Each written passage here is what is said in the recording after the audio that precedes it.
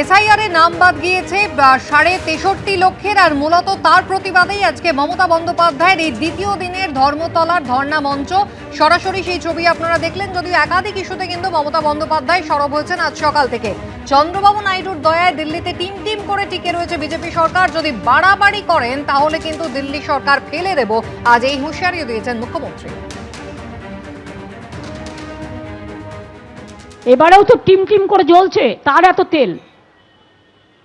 তেলের দাম বেড়ে যাচ্ছে, ওদের তেল বেড়ে যাচ্ছে। জিজ্ঞেস করুন এত কিসের অহংকার? আছে তো চন্দ্রবাবু নাইডুর দয়ায় টিকে, টিম টিম করছো। কাউকে ভয় দেখাচ্ছে ইমপিচমেন্ট করব, কাউকে ভয় দেখাচ্ছে এখান থেকে ওখানে প্রমোশন করে দেবো, আমাদের হয়ে কাজটা করো। আরে খবর আমরাও রাখি, তোমরা পেগাসাস করো আর আমরা জনগণ করি।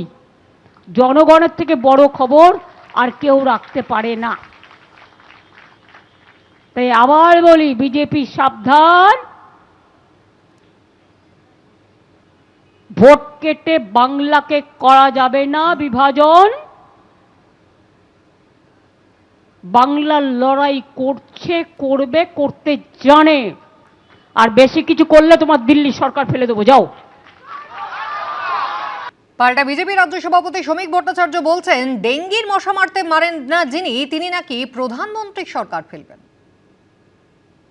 তৃণমূল কংগ্রেস গৃহীত, পরীক্ষিত এবং পরিত্যক্ত গণতন্ত্রের পুনঃপ্রতিষ্ঠার স্বপ্ন দেখিয়ে যারা পশ্চিমবঙ্গের মানুষের হাত থেকে ক্ষমতার বাগডোর নিয়েছিলেন, যারা বলেছিলেন না মানুষকে ভয় মুক্ত করব, তারা গোটা সমাজকে একটা খোলা বাজারই শুধু বানিয়ে দেননি, মানুষের মৌলিক অধিকারগুলোকে পদদলিত করেছেন।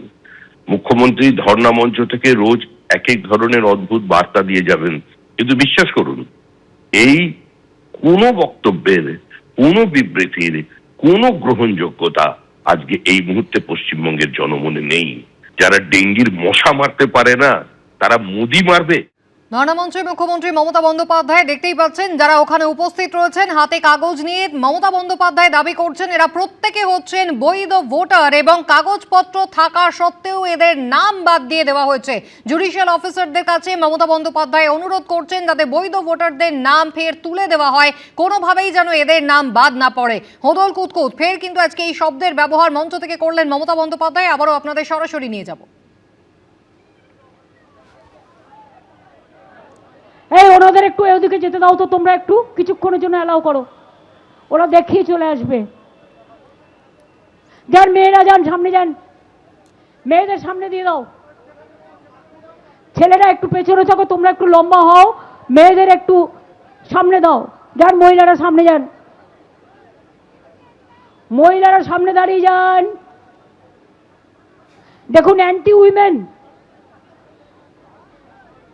সব থাকা সত্ত্বেও লক্ষ্মীর ভান্ডারকে ভয় পায় আর বলছে অন্নপূর্ণা। অন্নপূর্ণা মা দুর্গার আর এক নাম, আর মা দুর্গার মেয়ে লক্ষ্মী সরস্বতী, জেনে রেখে দাও। ঘরের মেয়েদের বাদ দিলে কেউ ক্ষমা করবে না। না কেউ চলে আসবে না, দাঁড়াবে এখন 5 মিনিট, এটা প্যারেড হবে।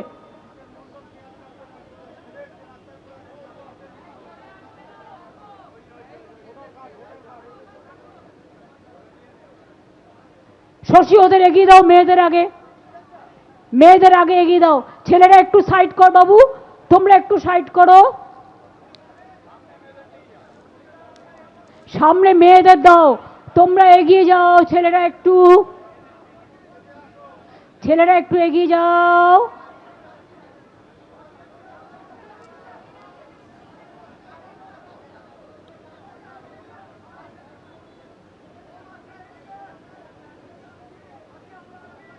শশী চলে এসে এবার আমাকে দাঁড়াতে দাও।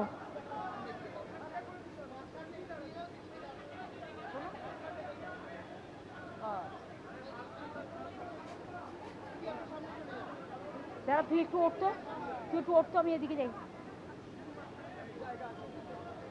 দেখি দাঁড়ান তো, আমাকে একটু এখানে দাঁড়াতে। হ্যাঁ ঠিক আছে, দেখান সব ওই দিক করে দেখান। ও আচ্ছা, দেখতে পাচ্ছেন সংবিধানের বড় মাধ্যম গণতন্ত্রের মিডিয়া, দেখতে পাচ্ছেন সব ডকুমেন্ট দেখিয়েও যখন লাভ হয়নি তখন আপনাদের কাছে জনসমক্ষে এসছে বিচার চাইতে। সব দরজা, কথা বলো না, বসো, সব দরজা নাড়ার পরেও বিচার যখন হয়নি, বিচারের দাবিতে এরা আজকে এখানে এসছে এবং এদের জন্যই আমাদের এই প্রতিবাদ আন্দোলন। তাহলে অন্যায়টা কে করলো? এই মানুষগুলোর মতো 60 লক্ষ মানুষ আজ কাঁদছে, আরো 58 লক্ষ, 1,25,00,000। বলুন অন্যায়টা কে করলো? না না, আমি মিডিয়ার কাছে জানতে চাই, তাহলে অন্যায়টা কে করলো, কাদের সাথে করলো? এরা কি দেশের নাগরিক নয়? এদের ভোটাধিকার নেই? সব ডকুমেন্ট থাকা সত্ত্বেও ভ্যানিশ করে দিয়েছে সব ভোট, শুধু বিজেপির ভোটার থাকবে আর কমনাররা থাকবে না। আমি চাই ওদের ভোটও থাকুক, কিন্তু কমনারদের ভোটও থাকবে। তা নাহলে জেনে রেখো, যাদের ভোট নেই তারা তোমাদের রুখে দাঁড়াবে, অন্যান্যরা সাথ দেবে। ঠিক আছে? গাড়ি থাকুন, 2 মিনিট প্যারেড করুন।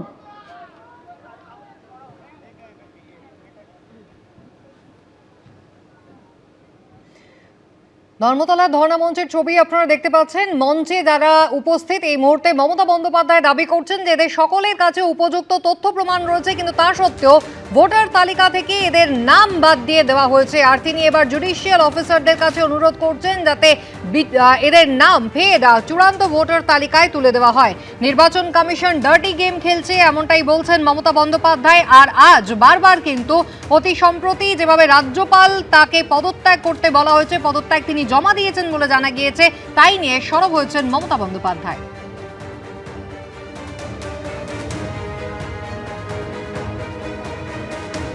এবিপি আনন্দ, এগিয়ে থাকে, এগিয়ে রাখে।